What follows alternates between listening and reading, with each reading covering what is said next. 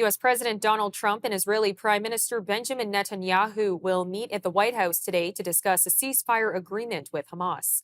New details of the ceasefire proposal came out today, which outlines plans for a 60-day ceasefire during which Hamas would hand over 10 living and 18 dead hostages. Israeli forces would agree to withdraw to a buffer zone along Gaza's borders with Israel and Egypt, and significant amounts of aid would be brought in.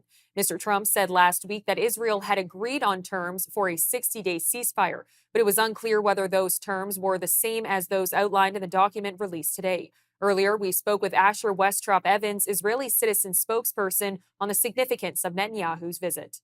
Well, I think it's important for us to note that the fundamental sort of math of this situation has changed as it stands now. In past trips to the White House, this was all occurring before the Iran war, the 12-day war between Israel and Iran. It was a fundamentally different Middle East that we were dealing with here, and certainly the politics as it stands, both regionally but also between Israel, the U.S., and between even Trump and Netanyahu as people. The whole equation has changed now, and what we're seeing now at this juncture is, firstly, a few things that relate to domestic politics here in Israel. Obviously, the tension has been released, the grass has been mown, whatever particular phrase you want to use when it comes to Iran. But also, Israel is firmly in mind that elections are starting to loom large. In the current system, we'd be talking about elections at the absolute latest at November next year, which sounds like still quite a while away, but in Israeli terms, it realistically means the elections will probably be called much sooner. So Netanyahu is certainly going to be looking at that as part of the equation and trying to figure out if he can reframe himself, maybe as a peacemaker, or at least one who's, that Mr. Security, the man who's provided security and stability to Israel, and sort of that could have changed his approach now.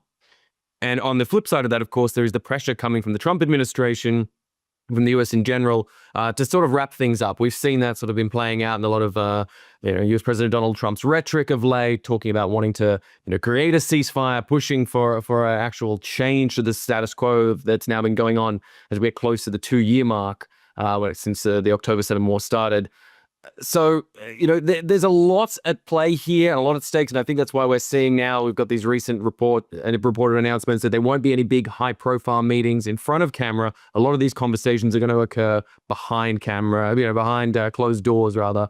And it'll be very interesting to see what does come out of that. And as to your question about success, frankly, that's a tough question to answer. I don't really know what success looks like for either party, but frankly, for Netanyahu, I would say the success looks like him being able to maintain a strong image, whatever that actually looks like on the ground. We also spoke to Asher about the prospect of Hamas remaining in Gaza in the future.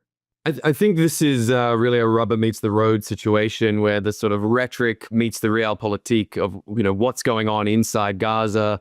And again, I think this comes down a lot to which stakeholders ultimately do come to the table. And by that, I don't just mean the US, Israel, the Qataris, Hamas themselves, but also, the wider Middle East. Do the Saudis come into play and help with aid or development packages inside Gaza? Do the Emiratis do the same? These power brokers who've stood in the background for a long time and kept out of the public light and sort of not said too much. Egypt, of course, as well, will be key to any equation.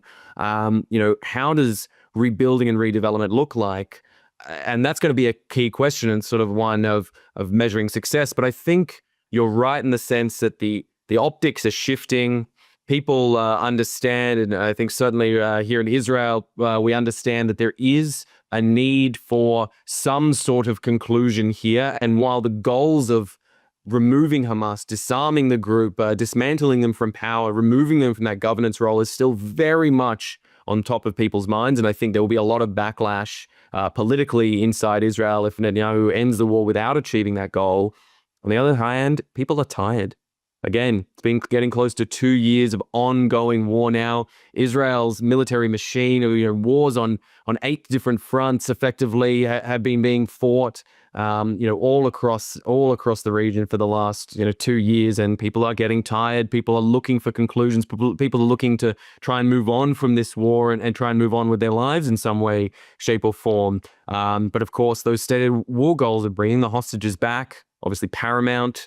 And ensuring, fine, if Hamas isn't truly defeated and dismantled in its entirety, that there cannot be another situation where we're staring down the barrel of another potential Hamas attack, the likes of October 7th, in whether it be a year, 5 years, 10 years, 20 years. Israel has experienced enough with that on all very different fronts of seeing that grass be mown and then just grow back over time, and having these militias back on the doorstep posing a threat to Israelis and Israeli communities.